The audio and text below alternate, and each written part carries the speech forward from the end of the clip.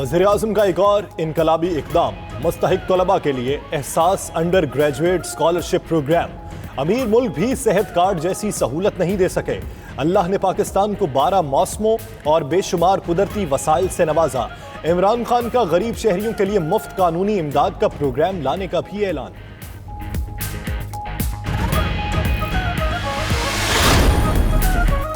حکومت 25,000 روپے سے کم آمدن والے افراد کی راشن خریداری میں معاونت کرے گی۔ وزیر اعظم کی زیر صدارت اجلاس میں فیصلہ، تمام متعلقہ محکموں نے بریفنگ دی۔ عمران خان کی آئندہ بجٹ میں راشن خریداری کے لیے رقم رکھنے کی ہدایت، کہا ملک میں کوئی بھوکا نہیں سوئے گا۔ حکومت سفید پوش طبقے کا سہارا بنے گی، وفاق اور صوبے مل کر فیصلے پر عمل درآمد کریں گے۔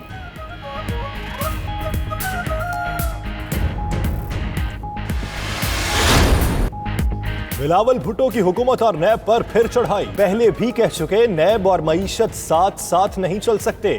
حیرت ہے شیخ رشید ابھی تک وزیر ریلوے۔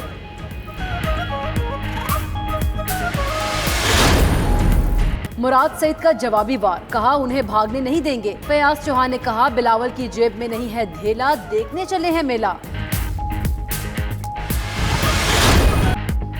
گندم کے بحران کی تحقیقات کے لیے جوڈیشل کمیشن بنانے کی درخواست پر سوال، وفاقی حکومت اور وزیر اعلیٰ پنجاب کے علاوہ جہانگیر ترین اور خسرو بختیار سے بھی جواب طلب۔ اسلام آباد ہائی کورٹ نے 2 ہفتے میں جواب جمع کرانے کی ہدایت کر دی۔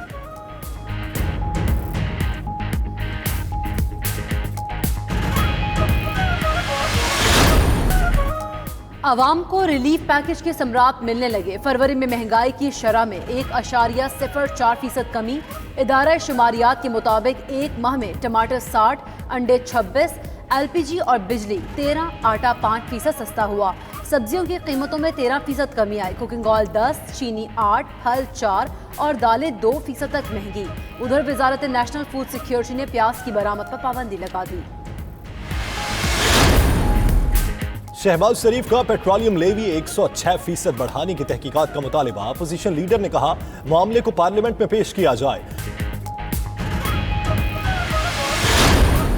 کراچی کے صنعتکار وفاقی حکومت کی کارکردگی سے غیر مطمئن، کراچی کے لیے کچھ کرو گے تو آئندہ ووٹ ملے گا۔ سراج قاسم تیلی نے تحریک انصاف کو صاف بتا دیا، کہتے ہیں عمران خان کی وجہ سے لوگوں نے PTI کو ووٹ دیا تھا، مگر 1.5 سال سے زائد عرصہ گزر جانے کے باوجود ابھی تک کچھ نہیں ہو سکا۔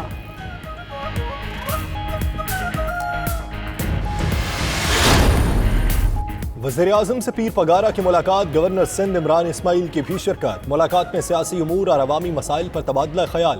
شرکاء کی کفالت پروگرام سندھ میں بھی شروع کرنے کی درخواست۔ عمران خان کے ساتھ مارچ کو دورہ کراچی کا شیڈول بھی تیار، ترقیاتی منصوبوں کا افتتاح کریں گے۔ ادھر وزیر اعظم کی زیر صدارت ریلوے سے متعلق اجلاس بھی ہوا۔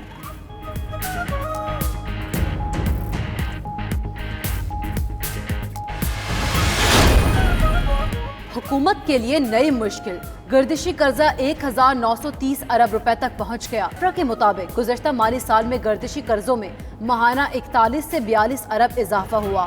توانائی منصوبہ درآمدی ایندھن سے نہ چلانے کی تجویز۔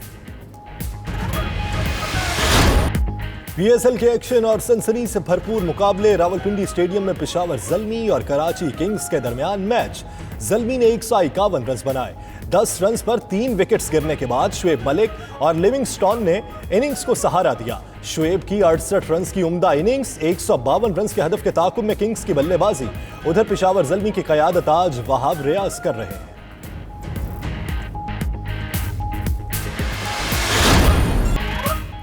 اور بلوچ ثقافت کا دن آج جوش و خروش سے منایا جا رہا ہے۔ کوئٹہ میں بلوچستان یونیورسٹی میں رنگا رنگ تقریب، جیکب آباد اور دیگر شہروں میں بھی تقریبات کا اہتمام۔ لاہور میں الحمرا آرٹس کونسل میں بلوچ کلچر فیسٹیول، وزیر اعلیٰ عثمان بزدار کی بھی شرکت۔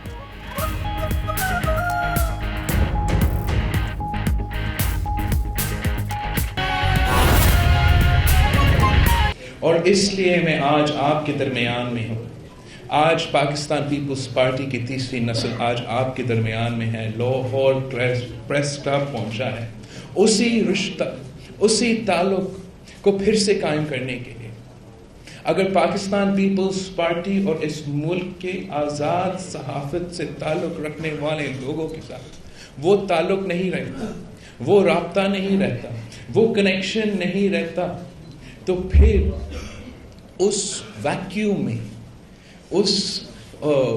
وہ جگہ جس نے ہم نے سیٹ کیا ہے, اسی اسپیس کو غیر جمہوری لوگ اور غیر جمہوریت سے جو نہیں پسند رکھتے ہیں, وہ لوگ وہ جگہ لیتے ہیں. تو ہمارا پورا کوشش ہوگا کہ ہم آپ کی آواز بنیں. ہم جانتے ہیں اور ہمارا کوشش بھی رہا ہے شروع دن سے, جب سے یہ نیا حکومت آیا, اور جب پچھلی حکومت میں کچھ حقوق اور کچھ پابندیاں لگ رہے تھے, تب سے ہم آپ کے لیے آواز بلند کر رہا تھا. اس حکومت کے آتے ہوئے جب یہ معاشی بحران اور باقی سب ایشوز اتنے زیادہ نہیں تھے, وہ پہلا حملہ پریس کے اوپر ہوا, معاشی حملہ ہوا, جہاں نیوز پیپرز کے, الیکٹرانک میڈیا کے ڈیوز نہیں دی گئے, اور اس کو ایکسکیوز کے طور پہ استعمال کر کے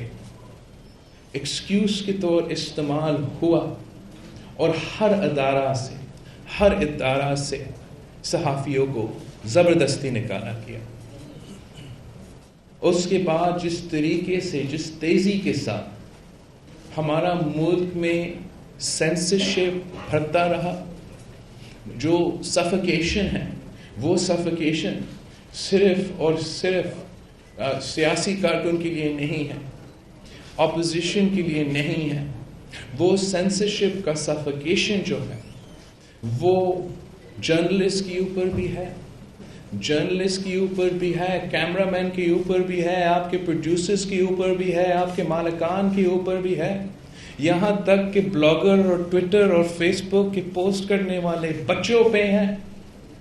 اور اگر ہم نے مل کر وہ پاکستان کے لیے جدوجہد کرنا ہے, جہاں آپ کی مرضی ہو آپ نے کیا ٹویٹ کرنا ہے یا فیس بک کرنا ہے, اور آپ کا بھی مرضی ہو کہ آپ کیا لکھنا چاہتے ہو اور کیسے لکھنا چاہتے ہو اور کون سا کرٹیسزم دینا چاہتے ہو, اور میرا بھی مرضی ہو کہ میں جیسا بھی چاہے کیسا بھی چاہے اپنا تقریر بھی کر سکے, تو اس پاکستان کے لیے جو ایک آزادانہ پاکستان ہے, ایک جمہوری پاکستان ہے, ایک زیادہ مضبوط پاکستان ہے, جو کنسٹرکٹیو کرٹیسزم لے سکتا ہے, جو کنسٹرکٹیو کرٹیسزم کو برداشت بھی کر سکتا ہے, اور اس کی وجہ سے ایک بہتر پاکستان بن سکتا ہے.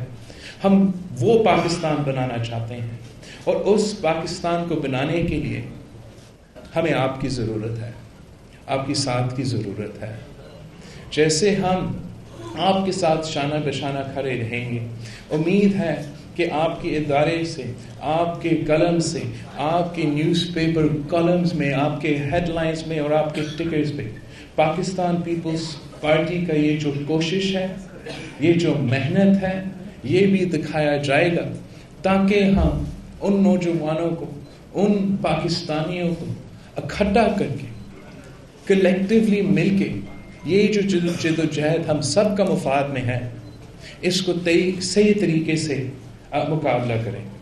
اس لیے میں آپ کو ایک چیز بتانا چاہوں گا, چاہے وہ پاکستان میں ہو یا امریکہ میں ہو یا جہاں ہو, جو آپ کے حقوق چھیننا چاہتے ہیں, جو غیر جمہوری لوگ ہیں, ان کا کوآرڈینیشن 100% ہے. وہ ہر ایشو پہ, ہر موقف پہ, ہر حملہ پہ ساتھ کھڑے ہوتے ہیں, ایک آواز بھی بن جاتے ہیں.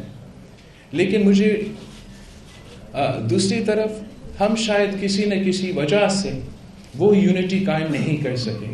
ہمارا پورا کوشش ہوگا کہ ہم آپ سب کے ساتھ مل کے, پریس کلب ممبرز کے ساتھ مل کے, جمہوری لوگوں کے ساتھ مل کے, بار کے رہنماؤں کے ساتھ مل کے, سول سوسائٹی کے جو نمائندے ہیں, ان کے ساتھ ہمارا رابطہ جاری ہے. اور انشاءاللہ تعالی ہم وہ کوآرڈینیشن چاہتے ہیں جو ہمیشہ ہر دور میں ہم نے مل کے ایک پلیٹ فارم سے جمہوریت کے لیے اور جمہوری آزادی کے لیے اپنے آواز بلند کیا ہے. اس وقت سیاسی انتقام عروج پر ہے, سیاسی انتقام عروج پر ہے, اور نہ صرف